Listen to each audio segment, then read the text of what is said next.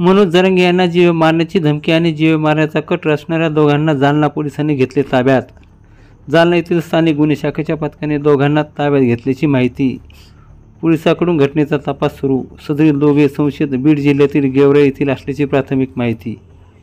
मराठा आंदोलक मनोज जरांगे यांना जीवे मारण्याची कट रचणाऱ्या दोघांना जालना पोलिसांनी ताब्यात घेतले आहे। जालना येथील स्थानिक गुन्हे शाखेच्या पथकाने दोघांना ताब्यात घेतल्याची माहिती समोर येत आहे। सदरील दोघांनी जरांगे यांना धमकी देत त्यांना जीव मारण्याचा कट रचला होता।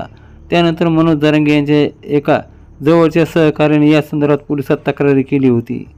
त्या तक्रारीवरून जालन्याच्या स्थानिक गुन्हे शाखेच्या पथकाने 2 संशयितांना ताब्यात घेतले आहे। सदरील दोघेही बीड जिल्ह्यातल्या गेवराई येथील असल्याची प्राथमिक माहिती मिळत असून पोलिसांनी या घटनेचा अधिक तपास सुरू आहे।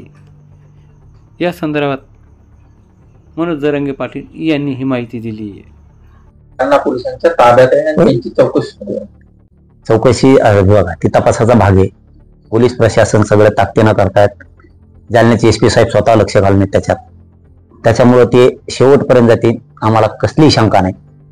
शेवटपर्यंत नेत्यापर्यंत जाणार नाही, मधल्या कोणाला सोडणार नाही, कारण त्याच्या रेकॉर्डिंग आहेत, त्याची व्हिडिओ सुद्धा आहे। त्यामुळे ते आता कुठेही झाकू शकत नाही, ना कोणाला टाळताही येत नाही। तशा बैठका आता झालेल्या जाऊ द्या, मी ते उद्या त्याला सविस्तर सांगतो, मग ते आत्ताच सांगण्यात येईल। उद्या पत्रकार बांधवासमोर सगळं सांगतो मी। त्यामुळं पोलीस प्रशासन जालना जिल्ह्याचं महाराष्ट्रात ऍक्टिव्ह आहे असं दाखवतील। आरोपीला कुठलेही गय करणार नाहीत, तो किती मोठा नेता असला तरी, आणि त्यांचं नाव महाराष्ट्राच्या उंचीवर नेते जालना जिल्ह्यातल्या पोलिसाचं हे करतील याची खात्री आहे।